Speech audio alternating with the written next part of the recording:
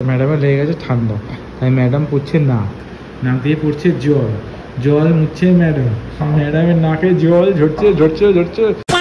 এখন আমার গাড়িটা ঠিক করা হচ্ছে। গাড়ি 3টে কালকে লিক বেরোলো, ওটা ঠিক করলাম, তারপরে গাড়িতে পাম্প থাকছে না। Good morning guys, welcome to a new blog. সকালের ব্লগটা এখান থেকে শুরু হচ্ছে। এখন দেখলাম স্টুডিওতে, আর এখন হট করে একটা কাকা এলো, এই যে দেখতে পাচ্ছ তোমরা। ওরা হচ্ছে শাটারটা গ্রিস করে, আর আমাদের শাটারটা প্রচণ্ড 1 বছর আগে করেছিল আমি, তো এখন প্রচণ্ড বলতে না আমাদের না আটকাচ্ছে। তো পুজোর টাইম আমরা উনি এলো, ওনারা কিছু একটা ইনকাম হয়ে যাবে সকাল সকাল, আর আমারও কাজটা হয়ে যাবে। তো ফাইনালি উনি এখন ওখানে কাজটা করছে। তো কাজটা হোক, ততক্ষণে আমি ভাবছি এখানকারগুলো ক্লিন আপগুলো করে নিই, ততক্ষণে কাকা ওই কাজটা করে নিই। ধুলোগুলো জমি গিয়ে পেরেছে না?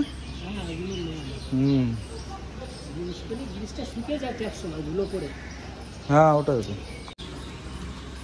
স্মুথ হয়ে যাবে তো। টানতে গেলে এখন একটু অসুবিধা হচ্ছে।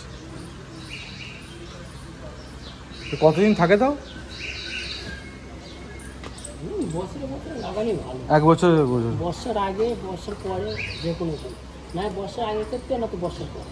আচ্ছা আচ্ছা, আগে করলে জল, হ্যাঁ আগে করলে ভালো, জলটা ধরে। আচ্ছা আচ্ছা।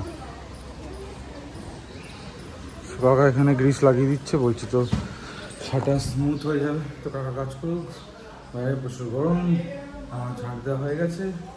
কাকার কাজটা হয়ে গেলে কাজটা দেখে নেবো ফাইনালি কিরকম হচ্ছে, দেন আমরা ঠাকুরকে জন্মাষ্টমী দিয়ে দেবো।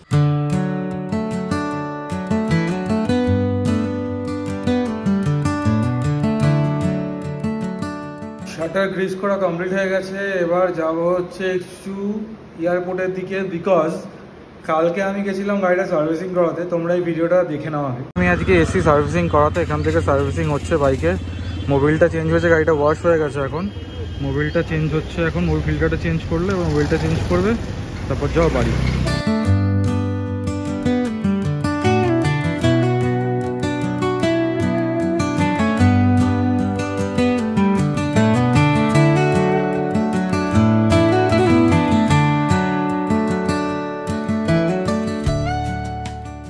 দেখলে এই অবধি সব ঠিক ছিল।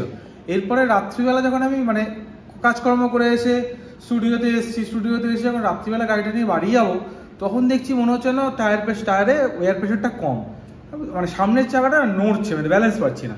তাই সঙ্গে সঙ্গে বাড়ি যখন গেলাম, বাড়ি গিয়ে যখন টায়ারটা টিপে দেখছি, তখন বুঝতে পারিনি আমি হয়তো হতে পারে অনেক সময় হাওয়া হয়তো কম আছে। সকালবেলা নেমে আজকে সকালবেলা নেমে যখন আমি দেখছি টিপে, তখন দেখি হাওয়াই নেই, প্রায় হাওয়া নাই বলতে পারো, হয়তো 10 ফস রয়েছে তো হাওয়া। আমি কোনো রকমের স্টুডিও এসেছি, তো ভাইকে ফোন করলাম। ভাই বললি এয়ারপোর্টের ওখানে ভারত পেট্রোলিয়ামের পাম্পে একটা পেট্রোলিয়াম পাম্পের মধ্যেই একটা কোনাতে এরকম সারায়, তো ওখান থেকে সারিয়ে নিয়ে ওরা টায়ারটা খুলে সারায়, গ্যাটিস করে না। তো ওখানেই এখন যাবো ভাবছি। বিভৎস বাইরে রোদ, বাট কিছু করার নেই, এটা তো করতেই হবে। তো চলো যাওয়া যাক। এখন আমার গাড়িটা ঠিক করা হচ্ছে। গাড়ি 3টে কালকে লিক বেরোলো, ওটা ঠিক করলাম, তারপরে গাড়িতে পাম্প থাকছে না।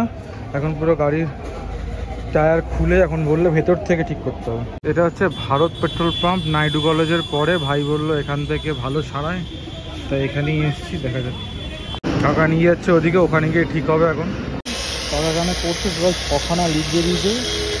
6খানা লিকই বললাম করে দিতে, বললো কম হবে, 600 টাকা হয়ে যাবে 6টা লিক, টাইম অনেক লাগে বলছে।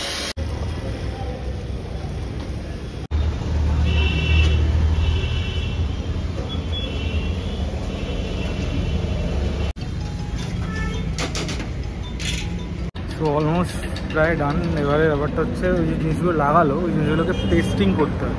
তো পেস্টিংয়ের জন্য মেশিনে দিয়েছে, বললো একটা প্যাড, ওখানে একটা হোলস, পেস্টিং হতে 1/2 ঘন্টা করে সময় লাগে। তো 6টা আছে, তুমি 1/2 ঘন্টা করে ধরো 3 ঘন্টার কাছাকাছি। তো তার আগে যদি হয়ে যায় খুব ভালো হয়, এরপর আবার কাজও রয়েছে, দেখা যাক। আর এই গাড়ি লিকের চক্করে হয়েছিলাম যে ব্লগটা আপলোড করো, বাট সেটাও করতে পারলাম না। এখানে বসে আছি, 2-3 ঘন্টা লেগে যাবে, আবার 6টা থেকে কাজ রয়েছে। দেখা যাক কীভাবে কি ম্যানেজ করি। লাঞ্চ মনে হচ্ছে না আজকে আর করা হবে। এই যে দেখছি এই মেশিনটার মধ্যে টেস্টিং হচ্ছে, যাতে লিকগুলো একদম প্রপারলি ঠিক হয়ে যায়। ঘড়িতে বাজে 5টা, 6টা লিক ছিল, 5টা লিক কমপ্লিট হয়ে গেছে। এখন 6 নম্বর বাকি, 5টা নাগাদ 5টা লিক কমপ্লিট হয়েছে। 3:30 এসেছিলাম, 5টা বাজে, 1.5 ঘন্টা অতিক্রান্ত। ওরা বলেছিল 6টা বেজে যাবে, 6টা থেকে আমার অ্যাপয়েন্টমেন্ট আছে। দেখা যাক কতটা এখান থেকে করে বেরোতে পারি। 5:15 বাজে। ওই পেস্টিংয়ের কাজটা পুরো হয়ে গেছে, এবার শুধু ফিটিং করবো। ফিটিং করে বাড়ি আশা করছি হয়তো খাওয়ার সময়টা পাবো। এখানে রানিং বাড়ি যাবো, বাড়ি গিয়ে খেয়ে দেন স্টুডিও যেতে হবে। এখন চেক করে দেখছি যে আর কোথাও লিক আছে কিনা বা লিকগুলো ঠিকঠাক সারানো হয়েছে কিনা। এটা হয়ে গেলে ফিটিংটা করবো। 5:30 বাজতে যাচ্ছে, এখন ফাইনালি ফিটিং হচ্ছে। আশা করি 10-15 মিনিটে হয়ে যাবে, তারপরে বাড়ি গিয়ে খাবো। পুরো কাজ কমপ্লিট করে বাড়ি গেছিলাম, গিয়ে কোনো রকমের একটু লাঞ্চ করেছি। লাঞ্চটা করেছি 6:10-15 নাগাদ। তারপর সঙ্গে সঙ্গে স্টুডিও এলাম, যেমন বলছিলাম কাজ ছিল। তো কাজটা তোমরা দেখলে, তোমরা জানিও তোমাদের কাজটা কীরকম লাগলো। আর এখন আজকে শুধু আমি একা আসিনি স্টুডিওতে, যেহেতু আমার এত খাটাখাটি হয়েছে, তাই জন্য ও বললো যে আমিও যাই, তোমার একটু হেল্প হয়ে যাবে। হ্যাঁ, বাট হেল্প হলো অবভিয়াসলি। ও যেহেতু পুরো ওই দিকটা সামলায়, আমার চিন্তা করতে হয়নি, আমি এই দিকটা সামলে নিয়েছি। তো মোটামুটি একটা মিডিয়াম সাইজে যে কাজটা করলাম, ওটা করার পরে এখন বসে আছি। হঠাৎ করে ম্যাডামের ইচ্ছা করেছে কিছু খাবে, বাট আজকে স্যাটারডে ভেজ, আর ভেজের অপশানস খুব কম হয়। তো আমার একটা ভাই বলতে পারো, তার একটা শপ আছে সামনে কালিন্দী বাজারে, তো ওখান থেকে ওর কি না ভেজ ম্যাগিটা খুব পছন্দ। ওটাই ও বললো, বলতে আমি বলে দিলাম করতে, ও বানাচ্ছে। ওটা হয়ে গেলে আমি গিয়ে নিয়ে আসবো, তারপর ম্যাডাম খাবে, খেয়ে তারপর যাবে বেটির কাছে। আর ম্যাডামের লেগে গেছে ঠান্ডা, তাই ম্যাডাম পড়ছে নাক দিয়ে পড়ছে জল মুছছে ম্যাডাম। ম্যাডামের নাকে জল ঝরছে।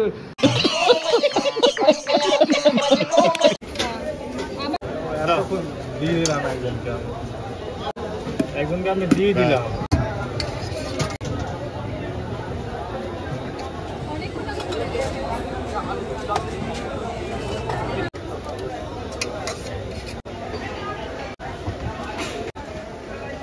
তো এই যে আমার জন্য ঘুগনি, আর এখানে ম্যাডামের জন্য ম্যাগি নিয়ে চলে এসেছি। কেন উঠে গেছে নাকি? জিজ্ঞেস করে ফোন করে, যদি না ওঠে তাহলে খেয়ে যা, যদি উঠে যা তাহলে নিয়ে যা। এই যে আমার ঘুগনি আর এই যে আমার ম্যাগি।